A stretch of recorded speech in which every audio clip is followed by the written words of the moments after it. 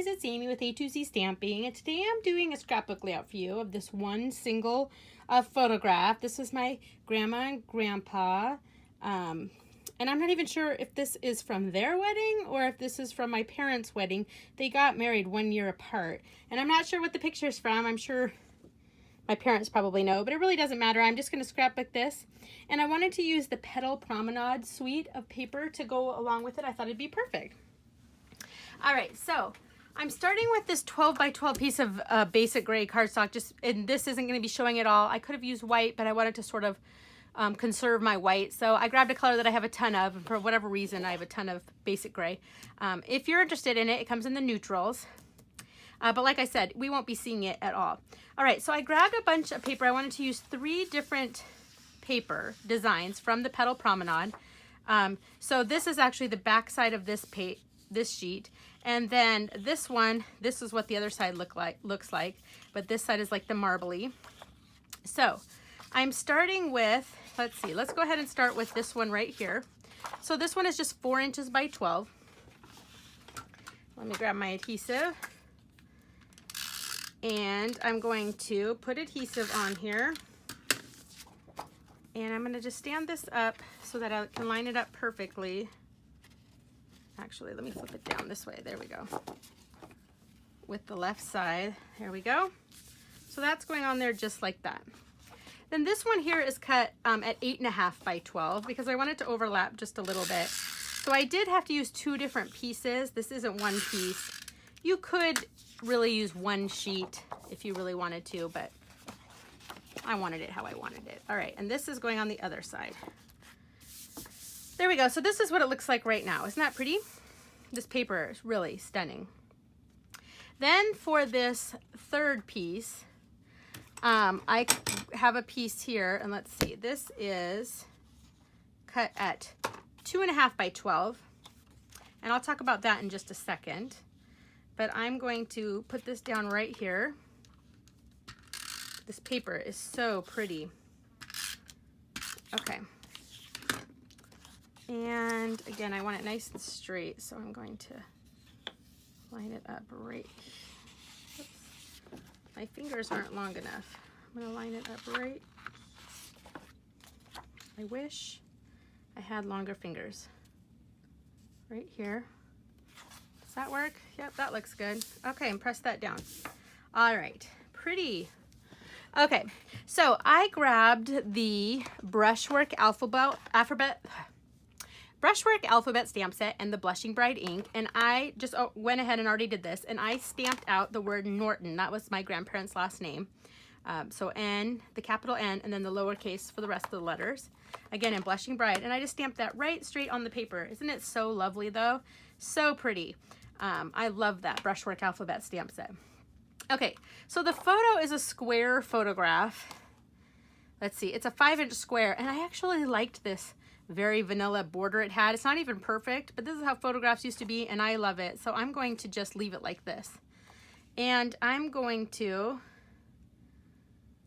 put my photo on here without a mat or anything, because I feel like this border kind of looks like a mat. So we're gonna go sort of right in the center of, well, a little bit over to the left from the center. Okay. Like that. They've both passed away, and I miss them. They were really good grandparents. Okay, so next I wanted to bring in 2 different ribbons. So I have the metallic, this is the Petal Pink ribbon. This comes in the metallic combo pack. So it's called metallic combo pack, and you get this Petal Pink metallic ribbon, and you get some copper metallic ribbon.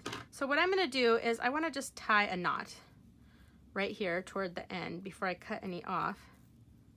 So just like so. And then I'm gonna want the knot to be right here where the seams meet. There's really no reason for it. But I'm going to grab a couple pieces of Scotch tape because I don't want it to be sticky on the back. So I'm gonna flip this around. Okay. And put that down right there so that my knot is right where I want it. And then the rest of this, I'm going to cut off a little piece. Sorry, I've got this other piece of Scotch tape. Come on. Okay. Okay, so I'm going to pull it tight. And wrap it around and tape this one down nice and tight. All right. And I don't want it moving around, flopping around, so I'm actually going to grab my glue dots, my mini glue dots, and I'm going to just grab one here. Oops, don't want it on there. And I'm going to stick it right under the knot so that the knot stays down, like so. All right, that'll keep it down. Okay, then I have the Very Vanilla lace trim, and I want to do the same thing with that. So I'm going to tie a knot.